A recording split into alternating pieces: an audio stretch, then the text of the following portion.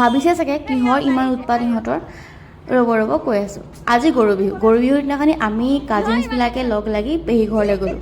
আৰু আমি এনেকৈ যেতিয়া লগ হওঁ নহয় বহুত উৎপাত হয়, আৰু এইটো আমাৰ কাৰণে নৰ্মেল কথা।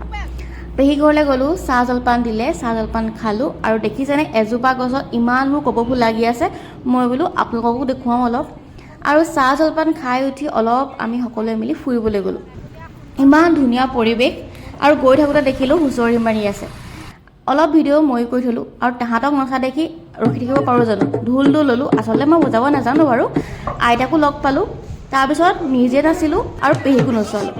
ইয়াৰ ভিডিঅ'টো মই ফেচবুকত আগতীয়াকৈ দি থৈছিলোঁ, আপোনালোকে চাই ল'ব পাৰিব। আমি খুব এনজয় কৰিলোঁ।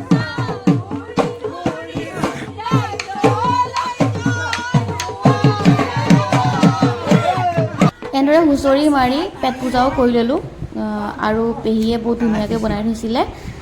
খাই বৈ উঠি ৰখি থকা নাই, আৰু আমি আকৌ আৰম্ভ কৰিলোঁ, কাৰণ এতিয়া বিহু বতৰ, আৰু তাতে আমি বিহু বলীয়া আৰম্ভ কৰিলোঁ। আৰু এনেদৰে খাই বৈ হুঁচৰি মাৰি আনন্দ ফূৰ্তিৰ মাজে দিনটো পাৰ কৰিলোঁ। আৰু এতিয়া আমি ঘৰলৈ যাওঁ। Bye bye.